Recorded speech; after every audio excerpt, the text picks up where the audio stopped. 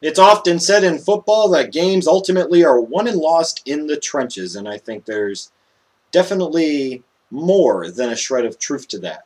So now it's time for me to take a look at the offensive line class for this 2012 NFL Draft. For the offensive linemen, I'm grouping them all together, tackles, guards, centers, and I'm really projecting them and ranking them based off of how they're going to perform at their individual position. Best way I can equate it to you is, would you rather have Eric Williams from that Cowboys line of the 90s or Larry Allen? To me, Larry Allen was the all-pro, where this guy was kind of a pro bowler. This guy was a much better player, so that's how I would rank it. So keep that in mind as I go through my top 10 offensive linemen, centers, guards, and tackles, and you'll notice my list might be quite a bit different from some of the other ones you'll see.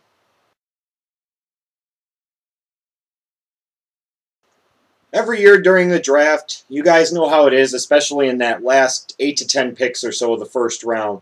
There's a lot of squirrely things that happen. Guys that you thought would have already been drafted by then end up dropping out of the first round entirely. And then guys just seemingly come out of nowhere and end up getting drafted in that position. When I look now, think of Dwayne Brown from Virginia Tech a couple years ago, the offensive tackle. Well, we'll go to offensive tackle again, Bobby Massie from Ole Miss. He's 6'6", 315 pounds. There are moments and times at Ole Miss where, excluding the Alabama game where he didn't look very good, where he just simply overwhelmed defenders with his size and his strength. He's not somebody I really project to play left tackle at the NFL level, but if you are a team that needs to improve your run blocking on the outside and really has a deficiency at right tackle, I think Massie could really fill that void for an NFL franchise, and I would not be surprised, stranger things have happened, to see him either go very, very high in the second round or perhaps even be a late first-round pick. Collegio Semele from Iowa State, excuse me. This Cyclone is a beast. He's huge. He's a fucking mauler. Now, granted, at Iowa State, he had to play left tackle, quite frankly, just because he was their best offensive lineman. I don't think anybody really projects him to be a left tackle at the NFL level. Now, some teams may sit there and say, well, if we're going to spend a second-round pick on Osemele, we're going to have to play him at right tackle. And I think that's a mistake. Ultimately, when I look at Collegio Semele, I say for a left guard, he would be at least an adequate, if not solid, pass blocker. But you ultimately would be paying him to be a physical, mauling presence in your running game at left guard. And that's exactly what Osemele will be able to do. Mike Adams of Ohio State is one of those boom or bust prospects that will just frustrate the ever-loving piss out of the NFL executives and scouts that are trying to evaluate him, because they could see some of the talent there, but they could also see some of the downside to him. Now, this is a guy in Adams that, quite frankly, has sometimes been his own biggest enemy. He was suspended for 2 games in the 2010 season and was suspended for, the first 5 games of the 2011 season. And at the Combine and at the Pro Day, he showed questionable strength for an offensive tackle, leading some people, because of his relatively low bench press totals, to question not only his strength, but more importantly, his work ethic. Not to mention when you throw in that Ohio State offensive linemen, I'm not really big on. I really don't like them very much, and they tend to not get drafted very high. So take all that into consideration, but then also take note of this. He flunked a drug test at the Combine. So when I'm looking at boom or bust, once I hear that he flunked a drug test, I say, you know what, looking back on a lot of draft history, man, this guy's going to be more boom than bust. More can I really say? He's almost like a typical Wisconsin offensive line prospect, especially on the interior, and that's not a bad thing. He's big, 6'4", about 315 pounds. He's very strong at the point of attack, and he held up against some highly touted defensive tackle prospects in this year's draft in Big Ten play, in particular Worthy from Michigan State and Devin Still from Penn State.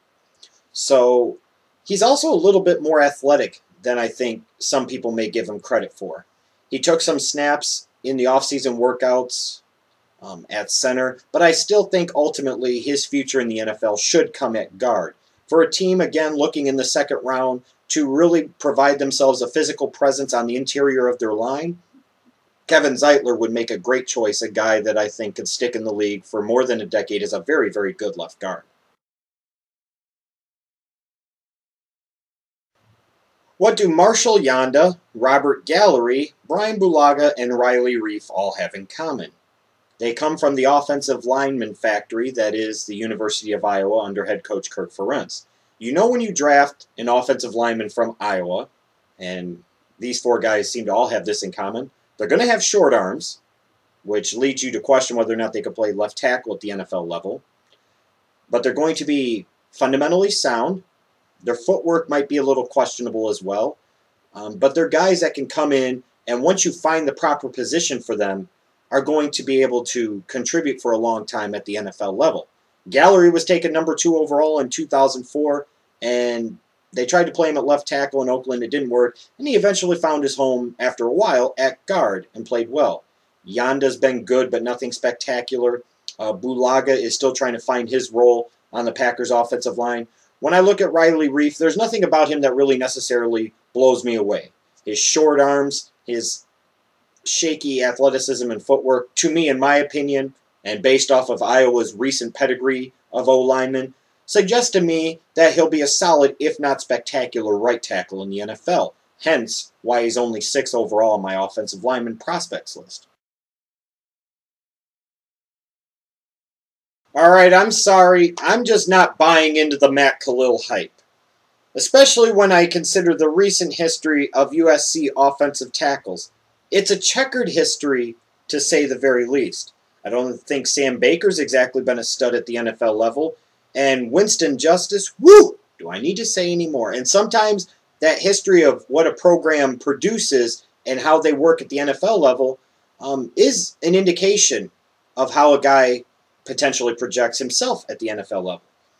I hear a lot of chatter about Kalil being an elite pass protector.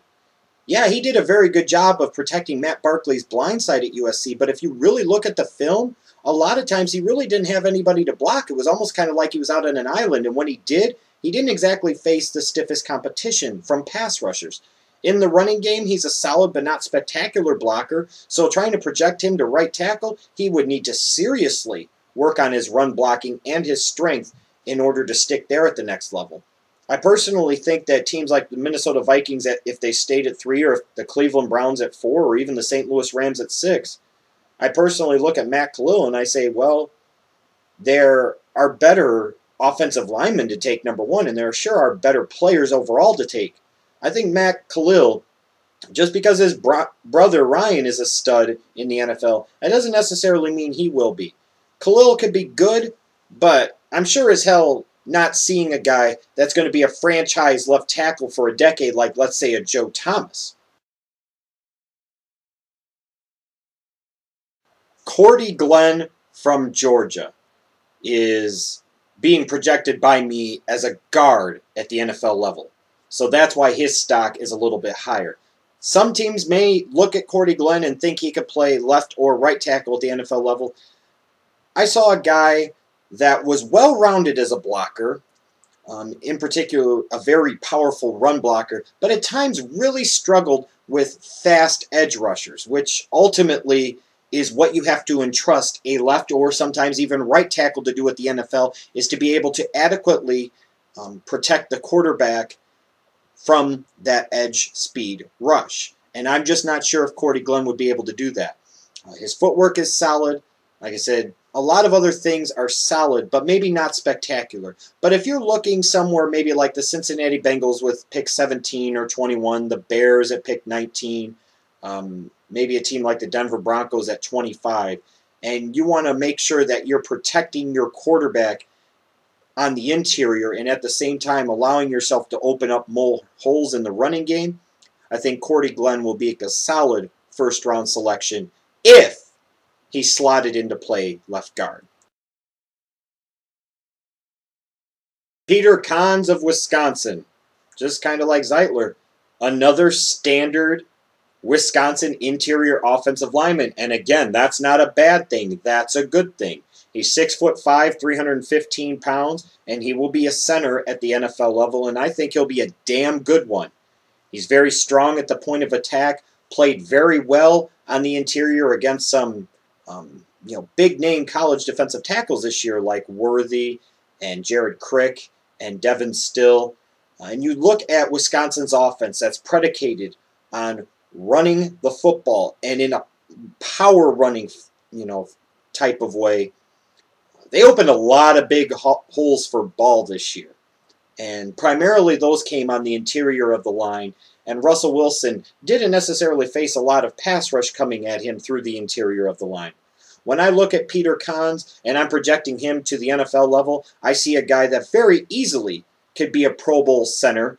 Even though I was surprised that he didn't demonstrate the best strength in his bench press drills at the Combine, you go back and you watch him and you look at the tape, and he maybe plays much stronger than the bench press reps suggest. Peter Konz will go late in the first round, maybe to a team like Baltimore or somebody, and boy, will they be happy what they get out of him during his NFL career. Jonathan Martin of Stanford is my highest rated offensive tackle prospect, but he's only the number 2 guy overall on my offensive lineman list, and the number 2 guy from Stanford. When I look at Jonathan Martin, Stanford liked to run behind him a lot, but to be fair, when you're playing on the same offensive line as somebody else that I'll talk about next, maybe some of your shortcomings will be overlooked. But I do think Jonathan Martin is a solid run-blocking left tackle, primarily I think based off of technique more than strength necessarily. When I look at him, I'm looking more so as a left tackle, first and foremost, at his ability to protect the quarterback's blind side. And in general, I felt that he protected Andrew Luck's blind side very well, in particular in 2011. I look at Jonathan Martin, and I see a guy that's very athletic, can really move his feet. So if he continues to work on his pass blocking and goes from good to very good, and maybe improves his strength a little bit, I'm thinking you're looking at the offensive tackle that has the best chance of becoming a big-time left offensive tackle in the NFL. Where is he going to be drafted? More likely than not, somewhere in the 20s. Maybe a team like a Cincinnati, a team like a Cleveland, a team like the Houston Texans, teams like that. I think the Detroit Lions could be looking at him at 23. I really am a Jonathan Martin fan. And I think he has big upside for a left offensive tackle at the NFL level, but his teammate is the best offensive lineman in this draft, period. David DeCastro is a stud.